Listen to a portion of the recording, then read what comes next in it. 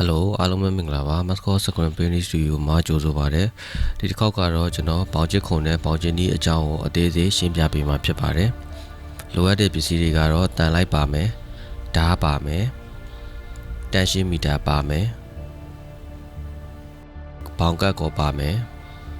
လှည့်ဖို့အတွက်ခွေးနေခွားတွေပါမယ်။ပေါင်ကတ်ကိုနဲ့တွဲသုံးမှုအတွက်ကျွန်တော်တို့တလက်မပူရှေ့စကူကြီးပါမယ်။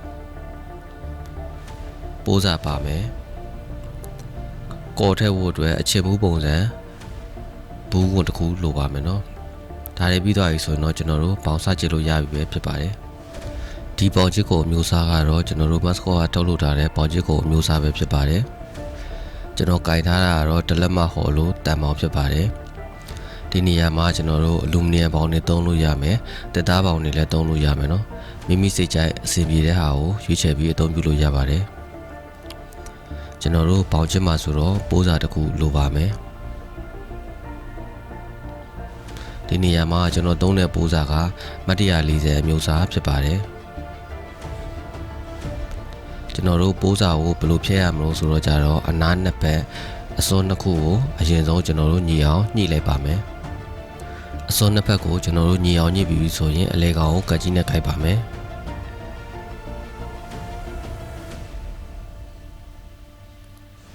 ကတ်ကြီးနဲ့ကြိုက်လို့ကျွန်တော်တို့အရာလေးပေါ်လာပြီဆိုရင်အဲ့ဒီအရာကနေစပြီးတော့အောက်ခြေအထိကျွန်တော်တို့ဆွဲဖြတ်လိုက်ပါမယ်ဒီနေရာမှာကျွန်တော်တို့ပိုးစာကိုဆွဲဖြတ်လိုက်လို့မညီမပူပါနဲ့သူကကတ်ကြီးနဲ့အရာပဲပြီးတော့နည်းနည်းလေးဆွဲဖြတ်လိုက်တာနဲ့သူကနဲ့သူညီညာလေးပဲပြည့်သွားပါတယ်ပြီးရင်ကျွန်တော်တို့ပိုးစာပိုးတဲ့အပိုင်းလေးကိုတင်ထားလိုက်ပါမယ်နောက်တစ်ခုကကျွန်တော်တို့ပိုးစာပေါင်းချစ်ဖို့အတွက်တန်လိုက်တုံးနှစ်ခုလိုပါမယ်တန်လိုက်တုံးတွေကတော့ကျွန်တော်တို့ဒီလိုပုံစံလေးနော်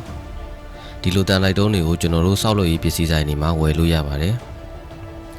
တန်လိုက်တုံးတွေကိုဘာကြောင့်သုံးရတယ်လဲဆိုတော့ကြတော့လူ2ယောက်အလုပ်လုပ်ရမယ့်နေရာမှာလူ1ယောက်တည်းအလုပ်ဖြစ်အောင်လို့ကျွန်တော်ဒီနီလန့်ကိုတည်ထားခြင်းဖြစ်ပါတယ်ပိုးစာကိုပေါင်ချစ်ခွန်ရဲ့အနားတစ်ဖက်မှာအရင်တက်ပါမယ်တကယ်ဆိုရင်ကျွန်တော်တို့ဒီနေရာမှာလူ2ယောက်အသုံးပြုရမှာပဲဖြစ်ပါတယ်ပြီးရင်ပိုးစာရဲ့အနားတစ်ဖက်ကိုကျွန်တော်တို့တန်လိုက်တင်လိုက်မယ်နည်းနည်းလေးပြတ်အောင်ဆွဲထားပြီးတော့နောက်တစ်ဖက်ကိုလည်းကျွန်တော်တို့တန်လိုက်တင်ပါမယ်ပြီးရင်ကျွန်တော်တို့ပိုးစာရဲ့အပေါ်ကနေပြီးတော့တန်ချောင်းတင်ပါမယ်ကျွန်တော်တို့တန်ချောင်းတင်ပြီးရင်နှက်ချက်ပါမယ်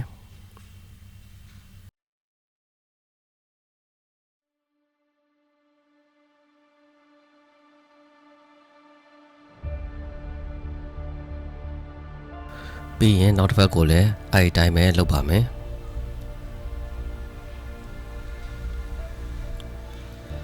ကျွန်တော်တို့ပိုးစာကိုအရင်ဆုံးညီအောင်ဖြန့်လိုက်မယ်ပိုးစာကိုဖြန့်ပြီးဆိုလို့ရှိရင်ပိုးစာရဲ့နောက်တစ်ဖက်ကိုကျွန်တော်တို့တန်လိုက်တော့တင်မယ်ပြီးရင်နောက်တစ်ဖက်ကိုလည်းတန်လိုက်တော့တင်ပါမယ်ပြီးရင်ကျွန်တော်တို့ပိုးစာရဲ့ပေါ်ကနေတန်ချောင်းနဲ့ဖိချလိုက်မယ်ပြီးရင်ကျွန်တော်တို့နှက်ချက်ပါမယ်ဒီနေရာမှာကျွန်တော်ပေါင်ချစ်ခွန်ရဲ့အလိုလိုပုံကဒီအောက်မှာတန်ချောင်းတစ်ချောင်းပါမယ်အပေါ်မှာတန်ချောင်းတစ်ချောင်းပါမယ်အဲ့တန်ချောင်းနှစ်ချောင်းရဲ့အလဲကောင်မှာကျွန်တော်တို့ပိုးစာကိုထည့်လိုက်မယ်ပြီးရင်ကျွန်တော်တို့တန်ချောင်းနှစ်ချောင်းကိုဖိကတ်သွားအောင်လို့အပေါ်ကနေပြီးတော့နက်နဲ့ဖိချတဲ့ပုံစံပဲဖြစ်ပါတယ်တရုတ်ကထွက်ထားတဲ့ပေါင်ချစ်ခွန်အသေးစားရည်နဲ့လည်းပုံစံချင်းစင်ပါတယ်ကျွန်တော်တို့ပြီးရင်နောက်တစ်ဖက်ကိုလည်းဒီတန်ချောင်းတင်ပါမယ်နှက်ချက်ပါမယ်ဒီနေရာမှာကျွန်တော်တို့နှစ်ဖက်ကညီအောင်ဆွဲထားပြီးသားဖြစ်တဲ့အတွက်ကျွန်တော်တို့တန်လိုက်ကိုမသုံးတော့ပါဘူးเนาะ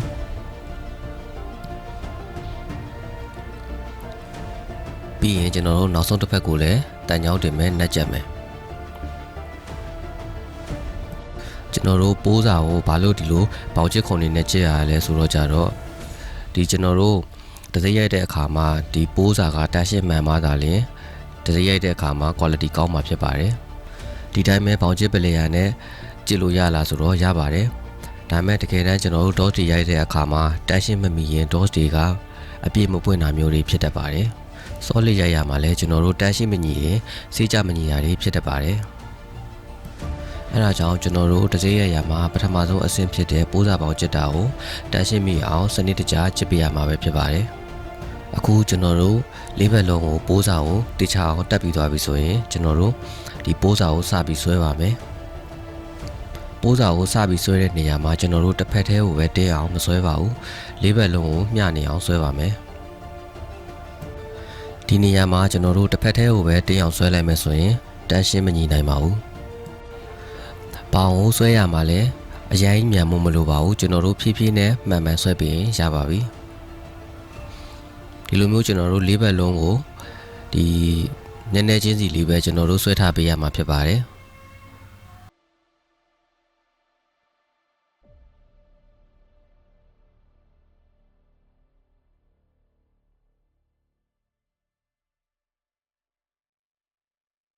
ဟုတ်ပြီလေးဘက်လုံးကိုကျွန်တော်တို့ဒီမျှနေအောင်ဆွဲပြီးသွားပြီဆိုရင်ကျွန်တော်တို့တန်းရှင်းတင်းအားကိုတည်အောင်လို့တန်းရှင်းမီတာနဲ့တိုင်းပါမယ်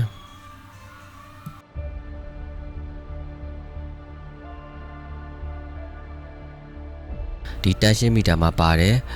ပါဝင်တဲ့အရာတွေပြီးတော့ကြတော့သူ့ကိုချိန်မုံချိန်နည်းတွေကိုကျွန်တော်ရှေ့မှာပြောထားပြီးသားဖြစ်ပါတယ်အခုကတော့ကျွန်တော်ဒီတန်းရှင်းမီတာရဲ့အသုံးပြုပုံကိုအသေးစိတ်ပြောပြပေးမှာဖြစ်ပါတယ်ဒီတန်းရှင်းမီတာကိုအသုံးပြုတော့မယ်ဆိုရင်တန်းရှင်းမီတာကိုဇာပေါ်ကိုတင်လိုက်ပါပြီးရင်ကျွန်တော်တို့ပိုးစာကိုဆွဲလိုက်မယ်နော်ဒီလိုဆွဲနေတဲ့အချိန်မှာကျွန်တော်တို့တန်းရှင်းမီတာကိုမီတာအမှန်ပြပေးအောင်လို့ကျွန်တော်တို့ပိုးစာကိုလက်နဲ့ခောက်ပေးဖို့လိုပါတယ်ဒီလိုကျွန်တော်တို့လက်နဲ့ခောက်ပေးမှသာလျှင်ပိုးစာကတန်းရှင်းမီတာကိုအမှန်ပြမှာပဲဖြစ်ပါတယ်မဟုတ်ရင်ကျွန်တော်တို့ဒီတန်းရှင်းမီတာရဲ့လက်တံကအသေးကြီးဖြစ်နေရနော်ဒီနေရာမှာကျွန်တော်ပိုးစာကိုမတ်140သုံးထားတာဖြစ်တဲ့အတွက်ကျွန်တော်တန်းရှင်းကိုဒီ20-25အထိရအောင်ဆွဲပါမယ်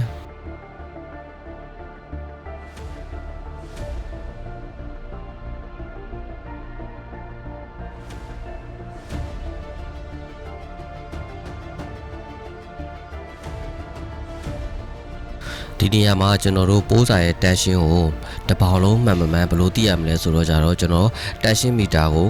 ဒီပိုးစာပေါင်ရဲ့တောင်4တောင်ကိုကျွန်တော်တို့လာပြီးတော့ထောက်ကြည့်မယ်နော်အဲ့မှာ1000က25ဖြစ်နေရဆိုရင်နောက်ကျန်တဲ့3000ကလည်း25ဖြစ်ရမှာဖြစ်ပါတယ်အဲ့လိုမျိုးတောင်4ဘက်လုံး25ဖြစ်သွားပြီဆိုရင်ကျွန်တော်တို့ဒီပိုးစာပေါင်တစ်ခုလုံးက25ဖြစ်ပြီလို့အကြံဉာဏ်ပြောလို့ရပါတယ်နောက်တစ်ခုကကျွန်တော်တို့တရုတ်ကထုတ်ထားတဲ့ပေါင်ချစ်ခုံအသေးစားတွေနဲ့ကျွန်တော်ခုံတွေကပုံစံအတူတူပဲဖြစ်ပါတယ်အပေါ်ကနှက်ကျက်ရတဲ့ပုံစံမျိုးစားပဲဖြစ်ပါတယ်အဲ့နေရာမှာကျွန်တော်တို့ကဘာကွာသွားလဲဆိုတော့ကြတော့ကျွန်တော်ဖရင်ကအသေးဖြစ်ပါတယ်တရုတ်ကခုံတွေကတော့အရှင်ဖြစ်ပါတယ်သူကအရှင်ဖြစ်တဲ့အတွက်ကျွန်တော်တို့တန်းရှင်းများအောင်ဆွဲလိုက်တဲ့ဆိုရင်သူကဖိနေကြွလာတာအဲ့အတွက်ကျွန်တော်တို့ကတန်းရှင်းကိုဒီကျွန်တော်တို့လိုသလောက်ဆွဲဖို့အတွက်အခက်အခဲရှိပါတယ်အဲ့တော့ကျွန်တော်တို့ပိုးစာပေါင်ကိုတန်းရှင်းမိအောင်ဆွဲပြီးဆိုရင်ကျွန်တော်တို့ကော်ကတ်ဖို့စပြီးတော့လုပ်ပါမယ်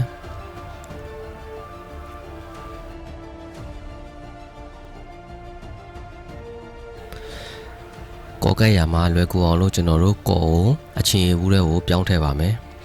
ဒီနေရာမှာကျွန်တော်က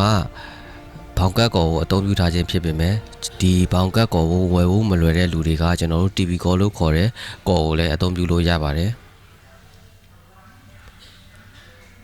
ကျွန်တော်တို့ကော်ကိုဘူးထဲကိုထည့်ပြီးပြီဆိုရင်ဘောင်ပေါ်မှာ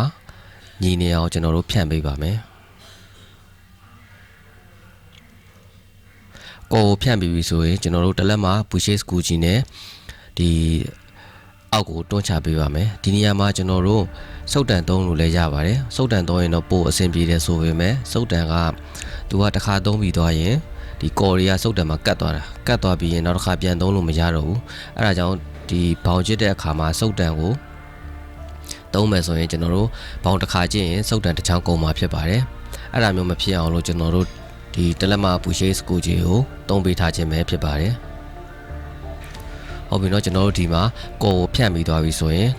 ကော်ကိုထန့်သွားအောင်လို့ကျွန်တော်တို့ dryer နဲ့အရင်လာမှုတ်ပါမယ်ကျွန်တော်တို့ဒီဘောင်ကတ်ကော်အမျိုးအစားကကျွန်တော်တို့တအား6သွားရင်လည်းမကတ်ဘူးနောက်ပြီးတော့ကြတော့စိုးနေရင်လည်းမကတ်ဘူးသူကမစိုးမချောက်အနေထားလေးမှာပဲကျွန်တော်တို့အပေါ်ကနေပြီးတော့ဖိတွန်းပေးရမှာဖြစ်ပါတယ်သူကဘာနဲ့တူလဲဆိုတော့ကြတော့ကျွန်တော်တို့စပိန်နေဖာရင်ကတ်တဲ့ကောအမျိုးအစားနဲ့တူပါတယ်ကျွန်တော်တို့စပိန်နေဖာရင်ကတ်တဲ့ကောကကြတော့ဒီ ကျွန်တော်ဖာမဲ့နေရာကိုကော်ရင်တုံးလိုက်မယ်ပြီးရင်ကော်ကိုထန့်သွားအောင်လို့ကျွန်တော်လေးနဲ့မှုတ်တာပဲဖြစ်ဖြစ်မီးနဲ့ရှူတာပဲဖြစ်ဖြစ်တစ်ခုခုလုပ်ပေးလိုက်မယ်နော်အဲ့လိုထန့်သွားကကြမှာကျွန်တော်တို့အပေါ်ကနေပြီးတော့ကျွတ်စတစ်ခုနဲ့ဖိပြီးတော့ကတ်ပေးတာပဲဖြစ်ပါတယ်အခုလည်းဒီကော်ကလည်းအဲ့လိုပုံစံမျိုးစားပဲဖြစ်ပါတယ်ကျွန်တော်တို့ကော်နဲ့ထန့်သွားတဲ့အချိန်မှာအပေါ်ကနေအချောင်းတစ်ခုခုနဲ့ကျွန်တော်တို့ဖိတွန်းပေးဖို့လိုပါမယ်ဘာလို့လဲဆိုတော့ကြတော့ကျွန်တော်တို့ဘောင်တွေကဒီမျက်နှာပြင်မညီပါဘူးတခါတလေလိန်နေရာတွေပါတတ်တယ်နော်အဲ့လိုလိန်နေရာတွေပါရင်ကျွန်တော်တို့လေခိုတာတွေရှိတယ်အဲ့ဒီလေခိုတဲ့နေရာတွေကိုကျွန်တော်တို့ကအောက်နဲ့ကတ်သွားအောင်လို့အပေါ်ကနေဖိတွန်းပေးရမှာပဲဖြစ်ပါတယ်အဲ့လိုဖိတွန်းလိုက်တဲ့အချိန်မှာပိုးစာကဖရိန်နဲ့တခါတည်းကတ်သွားပေးရမှာဖြစ်ပါတယ်အဲ့လိုပိုးစာကဖရိန်နဲ့တခါတည်းကတ်သွားအောင်လို့လဲကော်ကမဆိုးမချောင်းအနေထားရှိရမှာပဲဖြစ်ပါတယ်ဒီလိုကော်ကတ်တဲ့နေရာမှာကျွန်တော်တို့တစ်ခါတလေပထမတစ်ခါတုတ်တာနဲ့ကော်ကမကတ်တာမျိုးတွေဖြစ်တတ်ပါတယ်အဲ့ဒါဆိုရင်ကိစ္စမရှိဘူးကျွန်တော်တို့ကကော်ကိုနောက်တစ်ခါထပ်တင်ပြီးတော့ပြန်ပြီးတော့တုတ်လို့ရပါတယ်ဒီလိုတုတ်တဲ့နေရာမှာကျွန်တော်တို့က2ခါ3ခါဆိုရင်ပြဿနာမရှိပေမဲ့4-5ခါလောက်ဆိုရင်ကော်ကထူလာပါပြီထူလာတဲ့ခါမျိုးတွေမှာကော်6တဲ့ပြဿနာကော်တိတ်ပြီးတော့ဒီအချောင်းနေတဲ့ပြဿနာနောက်တစ်ခုကကျွန်တော်တို့ကော်ကအောက်နဲ့မကတ်တဲ့ပြဿနာတွေဖြစ်နိုင်ပါတယ်အဲ့တော့ကြတော့ကျွန်တော်တို့ကောကိုကျွန်တော်တို့2ခါ3ခါတည်းပို့ပြီးတော့မတုတ်တင်ပါဘူးเนาะကျွန်တော်ကပုံမှန်ဆိုရင်တော့အနားလေးဘက်လုံးကိုတစ်ခါတည်းကောတုတ်ပါတယ်ဒီမှာတော့ကျွန်တော်ကတီချာလေးပြပေးချင်တာဖြစ်တဲ့အတွက်အနားတစ်ဖက်ကိုပဲကျွန်တော်အရင်ကောတုတ်တယ်ပြီးခါကျမှကျွန်တော် dryer နဲ့မှုတ်နေတာဖြစ်ပါတယ်အခုကြံတဲ့အနားသုံးဘက်ကိုကျွန်တော်တစ်ခါတည်းပဲကောတုတ်လိုက်ပါမယ်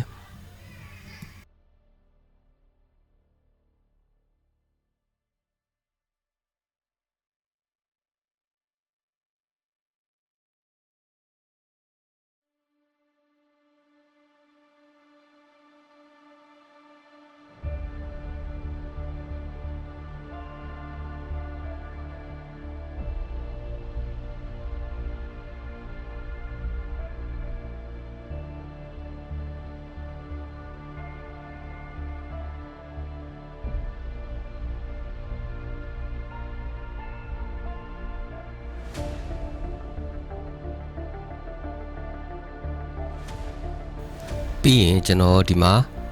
ဖောင်ကလိန်နေတာဖြစ်တဲ့အတွက်ကျွန်တော်ကအပေါ်ကနေပြီးတော့ဝိတ်တုံးနေနဲ့ဖိပါမယ်ဒီနေရာမှာကျွန်တော်က 1kg ဘူးတွေကိုပဲအသုံးပြုထားတာဖြစ်ပါတယ်တကယ်ကစက်ရုံတွေမှာသုံးမယ်ဆိုရင်သူတို့ကတန်နှုံးတွေကိုအသုံးပြုတာများပါတယ်တန်နှုံးတွေကိုအသုံးပြုတော့မယ်ဆိုရင်ကျွန်တော်တို့ကအဝင်းနဲ့ပတ်ရင်ပတ်ဒါမှမဟုတ်ရင်တိတ်နဲ့ပတ်ရင်ပတ်เนาะမဟုတ်ရင်တန်နှုံးကအစိုးနေကဒီဇာကိုထိပြီးတော့ပြဲသွားမှာကြောက်ရပါတယ်ကျွန်တော်တို့ဒီပိုးစာပေါင်ကိုကော်တုတ်တဲ့အချိန်ပြီးတော့ကြတော့အချောက်ခံတဲ့အချိန်က15မိနစ်ကနေပြီးတော့မိနစ်20အထိကြာတတ်ပါတယ်တခြားနိုင်ငံကစက်ရုံတွေမှာဆိုရင်တော့သူတို့ကဘောင်ချစ်ခုံအကြီးကြီးလောက်ထားတယ်တစ်ခါထည့်ရင်သူတို့ကဘောင်20လောက်ဝင်တယ်ကျွန်တော်တို့ကကြတော့အဲ့လောက်ကြီးလုံးမယ်ဆိုရင်ဒီနေရာအကျယ်ကြီးလိုမယ်ပြီးတော့ကြတော့ကုန်ကျစရိတ်တွေအများကြီးကုန်မယ်အဲ့ဒါကြောင့်ကျွန်တော်တို့ကတစ်ပိုင်းတစ်နိုင်ဒီဘောင်တစ်ပေါင်ပဲချစ်တဲ့ခုံလေးတွေကိုပဲလုပ်ပြီးချစ်တာဖြစ်ပါတယ်နောက်တစ်ခုကကျွန်တော်တို့ဒီတစ်ပေါင်ချစ်တဲ့ခုံကတစ်ရက်ကိုကျွန်တော်တို့25ပေါင်ကနေပေါင်30လောက်ထိချစ်လို့ရရယ်เนาะအဲ့ဒါဆိုတော့အဆင်ပြေပါတယ်ကျွန်တော်တို့ဘောင်ချစ်တဲ့ရက်ကိုတစ်ရက်တက်ပေးလိုက်ပြီးတော့ဒီကိုတေချာလေးချစ်ပေးထားရဲဆိုရင်ကျွန်တော်နောက်25ပေါင်30ဆိုရင်ပေါင်ကများပါတယ်အဲ့ဒါဆိုသုံးလို့ရတယ်เนาะကျွန်တော်တို့အခုပေါင်ချစ်တဲ့အခါမှာပထမဆုံးကပိုးစာကိုဒီရုံးမသွားအောင်လို့နက်နဲ့ကြက်ထားမယ်ပြီးရင်ဒီတန်းရှင်းမီအောင်ဆွဲမယ်ပြီးရင်မကွာတော့အောင်လို့ကိုယ်ကိုတေချာကတ်မယ်เนาะဒီအစင်လေးတွေကိုကျွန်တော်တို့တိကျအောင်လုပ်ဖို့လိုပါမယ်အခုဒီမှာကျွန်တော်ကမတ်140ကိုတုံးထားပါတယ်ဘာလို့လဲဆိုတော့ဒီတင်တန်းမှာဒီစာအုပ်ထဲမှာဗီတာဖုန်းတစ်ခုကိုနမူနာရိုက်ပြပေးမှာပဲဖြစ်ပါတယ်အဲ့ဒါကြောင့်ကျွန်တော်ကဇာမတ်နေတာကိုအသုံးပြုပေးထားတာပဲဖြစ်ပါတယ်ကျွန်တော်ဒီ match တွေနဲ့ဒီပုံရိပ်တွေရဲ့ဒီဆက်သွယ်ပုံကိုဒီ match အကြောင်းတင်ပေးထားတဲ့သင်ခန်းစာမှာကျွန်တော်တိတိကျကျပေါ်ပြပေးထားပါတယ်ဒါကတော့ကျွန်တော်တို့ Vita Solid ပုံအမျိုးအစားပဲဖြစ်ပါတယ်သူကကျွန်တော်တို့အယောင်တရောင်ရဲ့အနာသက်တစ်ခုစီတိုင်းကိုကျွန်တော်တို့ line ပြတ်တင်နဲ့ပဲဖွဲ့စည်းထားတာဖြစ်ပါတယ်ဒီပုံအမျိုးအစားကကျွန်တော်တို့ဘောင်ဖောက်တာလွယ်ကူတဲ့အတွက်အခုမှစတင်ဆက်သက်မဲ့လူတွေအဆင်ပြေစေပါတယ်ဒီပုံမျိုးစားကတော့ကျွန်တော်တို့ photo realism မျိုးစားဖြစ်ပါတယ်ကျွန်တော်တို့ဒီပုံလေးရိုက်ရှင်နေဆိုရင်တော့ကျွန်တော်တို့ DOS တွေကိုပြောင်းပြီးမှရိုက်ပေးရမှာပဲဖြစ်ပါတယ် DOS ပုံစံပြောင်းလိုက်တာနဲ့ကျွန်တော်တို့ကပိုးစာ match တွေကိုလိုက်ပြီးတော့ပြောင်းပေးဖို့လိုပါမယ်ကျွန် ကျွန်တော်တို့ DOS တွေနဲ့ပိုးစာမတ်တွေရဲ့ဆက်သွယ်ပုံကိုကျွန်တော်စာအုပ်ထဲမှာတိတိကျကျဖော်ပြပြီးသားဖြစ်ပါတယ်ကျွန်တော်တို့ဒီနေရာမှာကော်ဝမှုတ်မယ်ဆိုရင်တေချာချောင်းအောင်မှုတ်ဖို့လိုပါတယ်အခုကျွန်တော် dryer ကိုအပူနဲ့မှုတ်နေတာပဲဖြစ်ပါတယ်ဒီမှာပြဿနာတစ်ခုရှိတာက dryer ကိုအပူနဲ့မှုတ်တယ်ဆိုရင်အောက်က frame ရပါကျွန်တော်တို့လိုက်ပူလာတာပဲဖြစ်ပါတယ်ဒီအောက်က frame ပူလာတဲ့အတွက်ကျွန်တော်တို့ဒီစာအုပ်နောက်ဆုံးအချိန်မှာကျွန်တော်တို့ခွာလိုက်တယ်ဆိုရင်အောက်က frame ပူနေရင်ဒီစာပါပြန်ပြီးတော့ယုံသွားတယ်တဲ့နော်အဲအကြောင်းမလို့ကျွန်တော်တို့နောက်ဆုံးကျွန်တော်တို့ကောတေချာ6သွားပြီဆိုရင် frame ကိုအေးအောင်လုပ်ပြီးမှပဲကျွန်တော်တို့ဘောင်ကိုချွတ်ပါမယ်ဒီကောမျိုးစားကကျွန်တော်တို့အပူကိုကြောက်တာဖြစ်တဲ့အတွက်နေပူထဲမှာမထားသင့်ပါဘူးနေပူထဲမှာကျွန်တော်တို့15မိနစ်နိုင်ဝက်လောက်ထားလိုက်တာပြဿနာမရှိပေမဲ့တနေကုန်ထားမယ်ဆိုရင်သူကဒီအပူကြောင့်ကောကပျော်ပြီးတော့ဇာမက်က frame ကနေပြီးတော့ကွာသွားတတ်ပါတယ်အဲ့ဒါကြောင့်ကျွန်တော်တို့ကဒီဘောင်ချစ်ခုံနဲ့ကြစ်ထားတဲ့ဘောင်တွေကိုကျွန်တော်တို့အပူနဲ့ထိလို့မရဘူးနောက်တစ်ခုကကျွန်တော်တို့တန်းရှင်းတအားများအောင်ဆွဲထားတဲ့အတွက်သူကအချုံနေနဲ့ထိုးလို့မရဘူးအထိကိုက်ခံလို့လည်းမရဘူးတခြား view တစ်စိုက်ထားပြီးမှရပါမယ်ပြီးရင်ကျွန်တော်ဒီမှာကော်တွေကိုတခြားချအောင်မှုတ်ထားပြီးဖြစ်တဲ့အတွက်အပေါ်ကဝေတုံးတွေကိုကျွန်တော်ဖယ်လိုက်မယ်နော်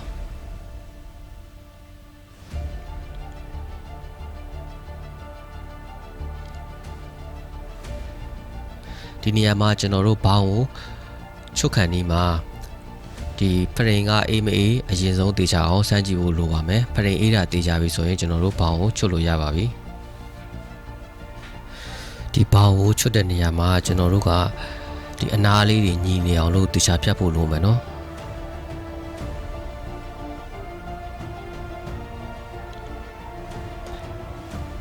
ဒီနေရာမှာကျွန်တော်တို့ကတန်ပေါင်းတွေကိုညီအောင်ဖြတ်ဖို့လွယ်ပေမဲ့ကျွန်တော်တက်သားပေါင်းတွေဆိုရင်တော့ညီအောင်ဖြတ်ဖို့အခက်အခဲရှိနေပါတယ်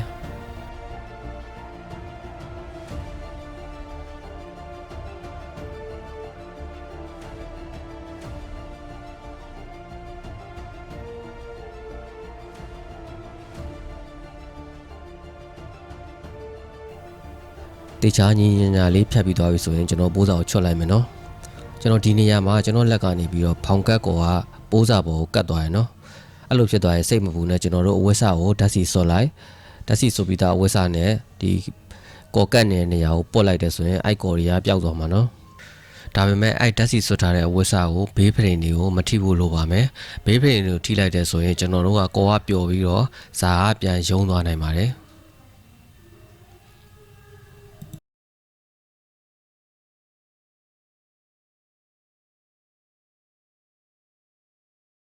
ဟုတ်ပြီအဲ့ဒါဆိုရင်ကျွန်တော်တို့အခုဘောင်ချစ်ခုံနဲ့ဘောင်ချစ်တဲ့သင်ခန်းစာလေးကိုဒီမှာပဲဆုံးသက်ပါမယ်အားလုံးကျေးဇူးတင်ပါတယ်